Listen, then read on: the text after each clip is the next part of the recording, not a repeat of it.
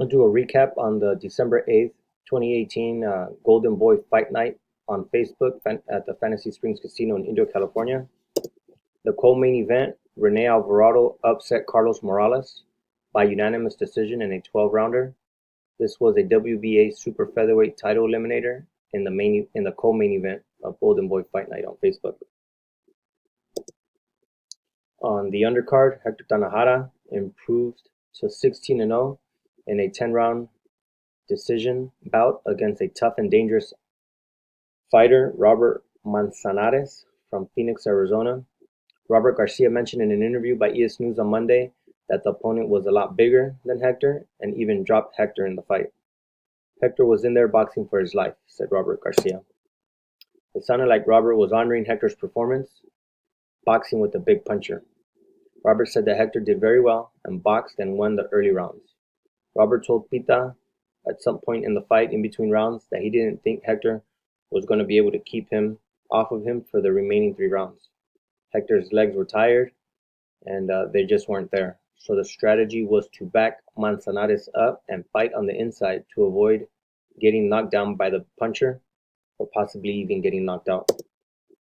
A few months ago on ES News, on some of the conversation in the gym was about which of the fighters have the characteristics of future champions.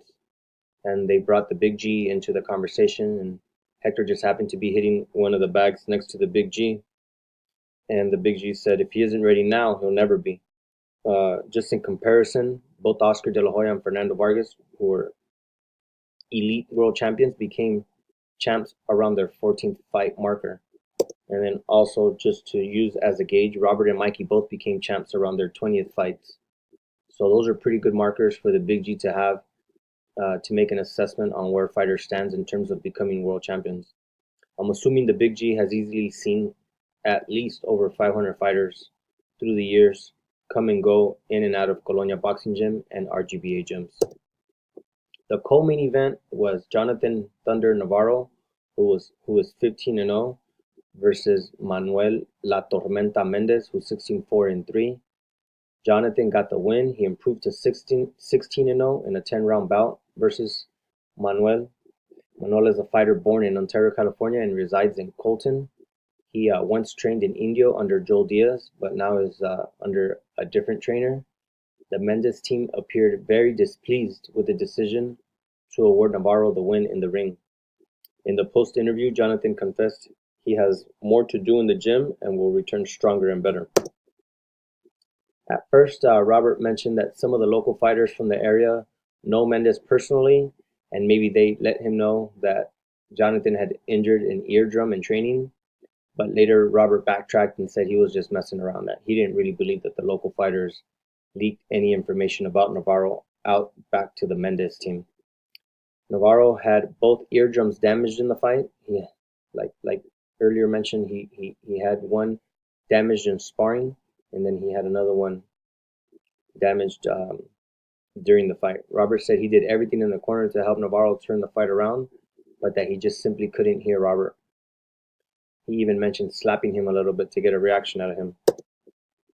Robert admitted that he thought the fight was a draw, or maybe a win for the local guy, but that 2 judges gave it to Jonathan, and the 3rd judge ruled it a draw. The fight ended up in a majority decision in Jonathan's favor. Also improving to 21-0, the NABO featherweight champion Joet Gonzalez from Los Angeles beat Ramiro Robles 15-8-2, so now 15-9-2.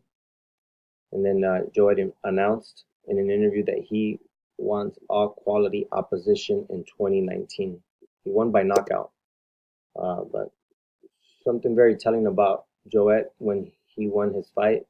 In his post-fight interview, he mentioned in 2019 he wants all top quality opponents. I'll leave that up to interpretation for you guys.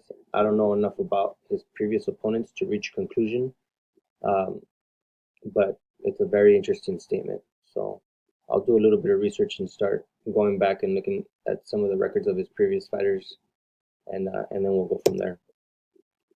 Luis Feliciano improves to 9-0, posted an announcement on his Twitter at Luis_Feliciano. He's a former 5-time national champion, signed to Golden Boy Promotions, and a graduate from Marquette.